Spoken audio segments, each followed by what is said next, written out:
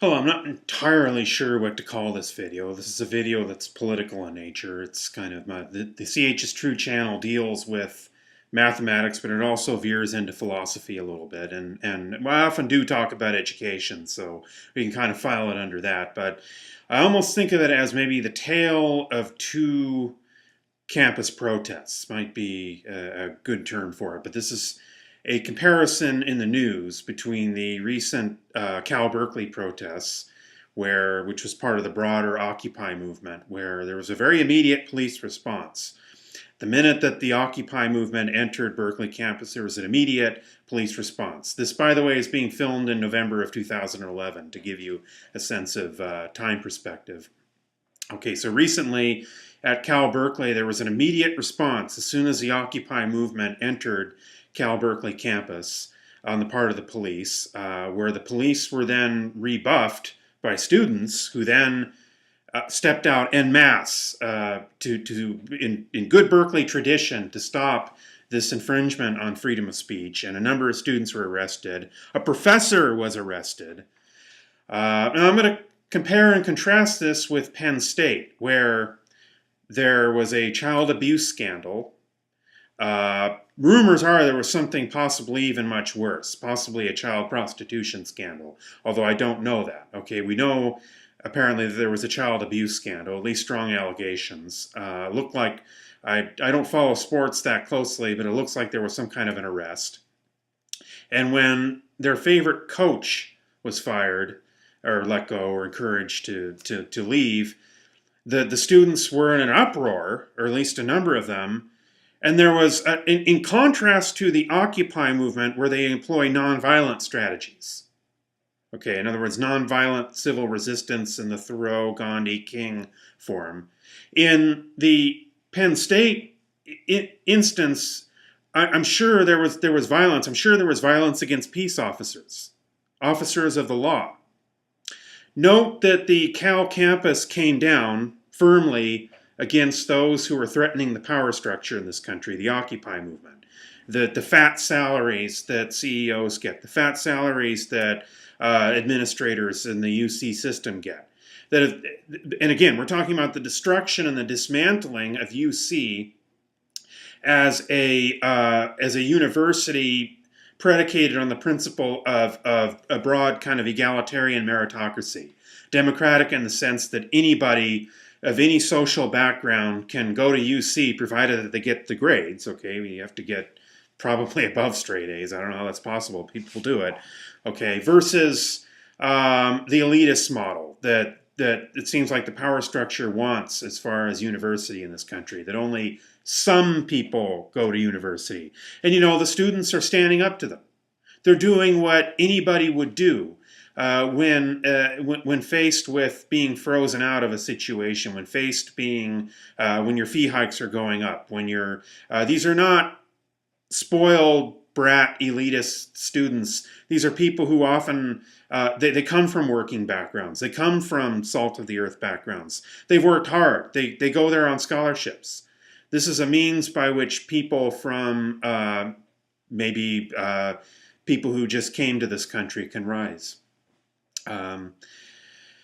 Versus the new model whereby only the elites have access to education, and maybe people from elites from foreign countries can come here, and people from elite backgrounds in foreign nations can come here and potentially freeze out working people from this country. So, you know, that's the new model that they want.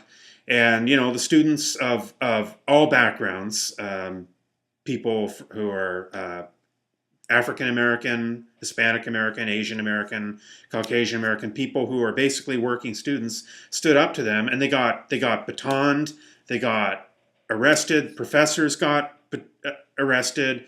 The bottom line is the power structure at the UC campus clamped down. Just like the power structures all over the country are clamping down on honest people in the Occupy Wall Street movement, people from all backgrounds. People from all walks of life who have come together. Versus the Penn State situation where you had a violent riot. It looked to me like spoiled students from elite backgrounds. I mean, that's what it looked like to me. Or at the very least, maybe not, but people whose sole focus on life seems to be sports. I mean, shame on them. Not only that, not only was the riot about sports, okay, but about nothing important at all. And what is sports? But basically an elite spectacle, right? You have a few people on the field and a lot of spectators.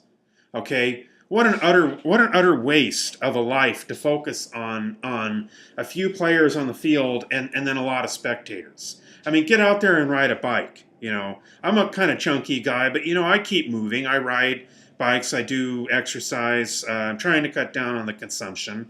But I don't sit around and just kind of focus on a few people moving. And when there's movement, I want to move. That's my idea of sports.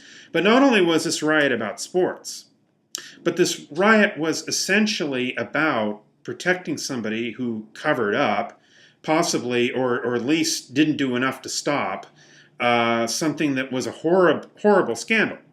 We're talking about the abuse of children. At the very least, if you're going to say, well, such and such of a coach didn't know about it or whatnot, then protest peacefully. Okay, but a violent riot to protect, basically a violent riot that didn't threaten the power structure has been given a pass. Not only that, when I saw the news reporting, I saw how a whole lot more of a sympathetic angle when it came to the Penn State students than I've ever seen when it came to the Occupy movement. They're dirty, filthy bums and all this kind of nonsense. And even right now, I saw there have been 3 deaths. One was involved a shooting. The other involved apparently a suicide. But the shooting had nothing to do with the Occupy movement.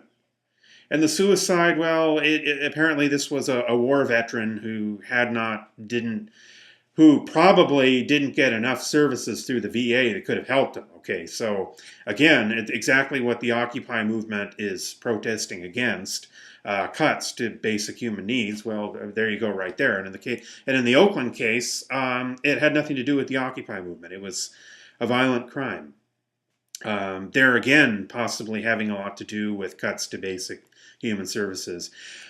This video overall is a comparison contrast, not just about media bias, not just about corporate bias, but also about education and the basic fact that as a society we focus on things. Well, for one thing, it's about the elitism and the top and the bottom and what threatens the power structure. But I'm not just going to blame the power structure. I'm not just going to blame the UC regents. The people in this country focus on things that are really, really stupid. I mean, the American people, maybe we've been dumbed down so we don't threaten the power structure, and that's possible, but we have dumbed ourselves down. Lindsay Lohan, Paris Hilton, people who are celebrities, sports heroes. I go to websites and that's the kind of news I get. I have to go to the BBC to get real news. I have to go even to countries that are not democratic, like let's say RT. I don't think Russia's fits my idea of what a functioning democracy is, but that has better news than in a supposedly free country. Well, you could always argue that the Voice of America would be where the Russians would go, and so maybe RT is where we would go for news outside the power structure. I don't know. I don't want to have to go to RT to get news I should be getting from here. But when you have a few corporations basically monopolizing the news, but there again, that's the power structure. I'm not just going to blame them. When you have a population that just wants idiotic nonsense, at least a sizable portion of it, a population of people that riot over nonsense, but don't stand enough with the Occupy Berkeley movement to count. There were students there, but there should have been the entire town there. There should have been the entire country there, metaphorically speaking. So, at the end of the day, we get the government we deserve. We get the education system we tolerate. We get the country that we tolerate and that we deserve. And so I'll wrap this up by stating, it's another goes to show you, and it's sad. Thank you.